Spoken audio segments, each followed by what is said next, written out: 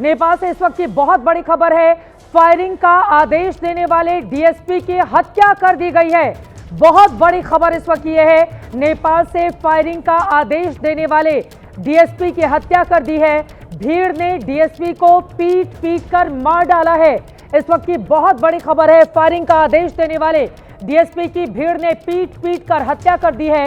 ये कम से कम एक अच्छे आगे बढ़ते हुए नेपाल के लिए संकेत करता हुआ कतई दिखाई नहीं दे रहा है। अगर वहां पर 80 साल के पूर्व प्रधानमंत्री को भीड़ पीटे, उनकी पत्नी की पिटाई करे, भीड़ मिलकर एक महिला की जबरदस्त तरीके से बदसलूकी की जाए और उसके बाद ये सही बात है कि फायरिंग का आदेश देकर बिल्कुल गलत काम उनकी ओर से किया गया था, क्योंकि उस फायरिंग में कई नौजवानों की जान चली गई। लेकिन फायरिंग का आदेश देने वाले डीएसपी की हत्या कर दी है।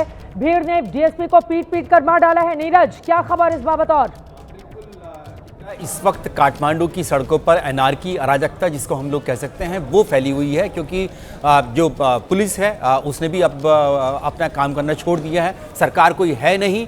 नेपाल आर्मी, उसने साफ तौर से कह दिया है कि हम अपने देश के जनता के खिलाफ, अपने देशवासियों के खिलाफ कोई कार्रवाई करेंगे नहीं। उनकी गाड़ियों के आगे जब लोग लेट गए थे, उन्होंने साफ मना कर दिया था कि हम गाड़ी चलाएंगे नहीं। और उसी के बाद ही जो जनरल अशोक राज सिडिल हैं, जो कि सेना प्रमुख है नेपाल के, उन्होंने ही दबाव डाला या मनाया, जो भी कह सकते हैं, कि शर्मा ओली को कि आपको जाना पड़ेगा, आपको रिजाइन करना पड़ेगा, उसके बाद ही स्थिति संभलेगी। लेकिन अभी स्थिति संभल नहीं रही है, क्योंकि इस वक्त कोई राज करने वाला नहीं है। नेपाल आर्मी के चीफ अब जब करने वाले हैं, अपना प्रेस कॉन्फ्रेंस करेंगे। उन्होंने अपील जरूर की थी, जिसमें कि चीफ सेक्रेटरी थे, गृह सचिव थे, वहां की जो नेपाल पुलिस है उनके आईजी भी मौजूद थे। और ये हम तस्वीरें दिखा रहे हैं, हथियार लहराते हुए युवा दिखाई दे रहे हैं। इतने बड़े बड़े हथियार कुछ तो पुलिस वालों से छीने गए हैं, जिस तरह की खबर सामने आई। और अब नेपाल में क्या ये कहा जा सकता है नीरज कि वहां पर पुलिस वाले भी सुरक्षित नहीं रहे? बिल्कुल, आपने बिल्कुल ठीक कहा कि वहाँ पुलिस वालों, क्योंकि हम लोग देख रहे थे जिन्होंने कल फायरिंग करी थी, जिन पुलिस अधिकारियों ने, उनकी फोटोग्राफ बाकायदा, जो ये जेनजी है, इन्होंने फोटोग्राफ तक जारी कर दी थी, जिन्होंने दिखाया था कि इन्होंने फायर किया है। तो जब फोटोग्राफ्स ही सामने आ चुकी थी, उनके द्वारा जारी की गई थी, तो उसके बाद ऐसा लगता था कि ये जेनजी का गुस्सा जो है अभी थमेगा नहीं, क्योंकि वो बार बार यही कह रहे थे कि कल का जब आपने सोशल मीडिया बैन हटा दिया है, सरकार जा रही है, उस सब के बावजूद भी उनका यही कहना था कि जिन्होंने फायरिंग करी है, जिन्होंने 19, 21, अब 23 तक पहुंच गया आंकड़ा, इन युवाओं को मारा है, पॉइंट ब्लैंक रेंज पे गोली मारी है, इनके खिलाफ भी बड़ी कार्रवाई होनी चाहिए, क्योंकि अब कार्रवाई करने वाला कोई था नहीं, पुलिस कौन कार्रवाई करती नहीं। नेपाल आर्मी अभी इंतजार कर रही है कि आगे क्या किया जाए। तो ऐसे में भीड़ ने अपने हाथ में ही कानून को ले लिया है, ऐसा दिखाई पड़ता है। भीड़ ने अपने हाथ में कानून को ले लिया है। वहां पर पुलिस वाले भी अब सुरक्षित नहीं रहे। आपको बताते चले, भीड़ ने डीएसपी को पीट कर मार दिया है। बहुत बड़ी खबर इस वक्त यह है, फायरिंग का आदेश जिस डीएसपी ने दिया था, उनकी हत्या कर दी गई है। भीड़ ने डीएसपी को पीट कर मार दिया है। वैसे आपको बताते चले, ये तस्वीरें हम आपको दिखा रहे हैं, डीएसपी का ये शव है। ऊपर ऐसा लग रहा है कि ढक दिया गया है उनके शव को, लेकिन ये बेहद दुर्भाग्यपूर्ण स्थिति भी है, क्योंकि कानून अपना काम करता। जब आपकी जेनजी की सरकार बनती तो लोकतांत्रिक देश में लोकतांत्रिक प्रक्रिया से चीजें आगे बढ़ती है। लेकिन क्या नेपाल अब अराजकता का शिकार हो रहा है? क्या युवाओं की आड़ में कुछ ऐसे लोग हैं जो नेपाल में अशांति को और ज्यादा बढ़ावा दे रहे हैं? क्या इसके पीछे बहुत बड़ी कोई साजिश भी इस वक्त देखने को मिल सकती है? वो भी तब जब बालेन शाह जैसे युवा नेता बार बार ये अपील कर रहे हो कि आप शांति बनाए रखें। दिव्यांग कुछ जोड़ना चाह रहे हैं। दिव्यांग, भीड़ ने डीएसपी को पीट कर मार दिया। जी हाँ, ये खबर है, पर चित्रा, मेरी जो नेपाल में सूत्रों से बात हो रही है, मैं अभी भी इसको कंफर्म करना चाहूँगा।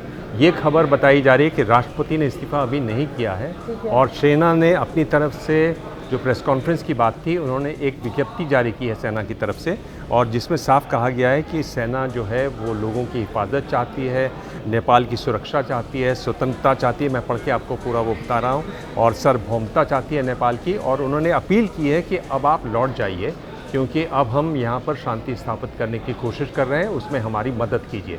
ये बात ध्यान देने वाली यहाँ ये भी है कि जितने भी जो बड़े नेता हैं वो सेना की सुरक्षा में हैं, सुरक्षा घेरे में हैं। तो एक तरीके से सेना का रोल लगातार अहम हो रहा है। ये भी बताया है मुझे सूत्रों ने कि कुछ देर में राष्ट्रपति भवन से भी एक विज्ञप्ति जारी होने वाली है। तो राष्ट्रपति भवन की तरफ से भी एक अपील शायद आने वाली है लोगों को कि वो शांति रखें और राष्ट्रपति शायद जो प्रदर्शनकारी लेकिन हैं जब उनको राष्ट्रपति बुलाएं, के बातचीत दफ्तर को आके हवाले कर दे रहे हैं, जला दे रहे हैं, वो राष्ट्रपति की बात क्या मानेंगे, ये बड़ा सवाल है। सेना अध्यक्ष का रोल सबसे ज्यादा महत्वपूर्ण होगा, लेकिन बेहद दुर्भाग्यपूर्ण। और इस वक्त एक और बड़ी खबर आ रही है, सीधे उसका रुख करेंगे। सेना ने नियंत्रण में ले लिया है पूरा का पूरा प्रशासन। आपको बताते चले, जिस तरह से सरकार अब वहां पर रही नहीं, पुलिस वालों की बात मानने को तैयार नहीं, डीएसपी की हत्या हो गई है। सेना ने अब अपने नियंत्रण में ले लिया है पूरा पुलिस प्रशासन। आंदोलनकारियों से बातचीत की अपील की जा रही है। थोड़ी देर में सेना प्रमुख की आपको बताते चले, सेना प्रमुख देश के नाम संबोधित करेंगे अपनी बात को, और उस संबोधन में वो क्या बातें रखते हैं ये देखना महत्वपूर्ण होगा। अमर प्रधान जी, नेपाल के आप वरिष्ठ पत्रकार हैं, हमारे साथ जुड़े हुए हैं लगातार। अमर प्रधान जी, क्या खबर आ रही है राष्ट्रपति को लेकर, और इसी के साथ ही साथ वहां पर डीएसपी को मार डाला भीड़ ने, ये तो अराजकता है। ये जी चित्रा जी, डीएसपी को इन लोगों ने मार दिया है। इसका ये 1-2 घंटे से ये सोशल मीडिया पे ये सर्कुलेट हो रहा है वो विजुअल। ये भीड़ की गुस्सा जो मैंने पहले बार बताया कि ये जनरेशन जी का ही ये सीमित नहीं रहा है आंदोलन, ये पूरा नेपाल वासी, क्योंकि कल आज तो पूरा नेपाल भर हर प्रमुख शहर में आज ये एजिटेशन हुआ है। सो नेपाल, ये भीड़ की इतनी बड़ी इनकी गुस्सा थी। और ये जो फेसलेस डेमोन्स्ट्रेशन होता है, ये भीड़, ये मॉब के हाथ, ये कुछ सोचती नहीं है ये मॉब, ये फेसलेस डेमोन्स्ट्रेशन ये सोचती नहीं है। और इनका गुस्सा इतना बड़ा था कि ये रिवेंज के तौर पे इन्होंने ये डीएसपी का इन्होंने हत्या कर दी, पीट कर हत्या कर दी। और आज सुबह से जितने भी ये पुलिस के जो लोगों ने गोली चलाई थी, उनकी फोटोज भी सर्कुलेट हुई थी सोशल मीडिया पे। तो जनरेशन जी ने उन लोगों के भी ये रिवेंज लेने की उनकी भी ये मकसद थी, ये जनरेशन जी के लोगों की। लेकिन ये क्या जेन जी का ही गुस्सा है, या इसके पीछे कोई ऐसी ताकत भी है जो लगातार वहां के युवाओं को भड़का रही है? ये बड़ा सवाल बना हुआ है।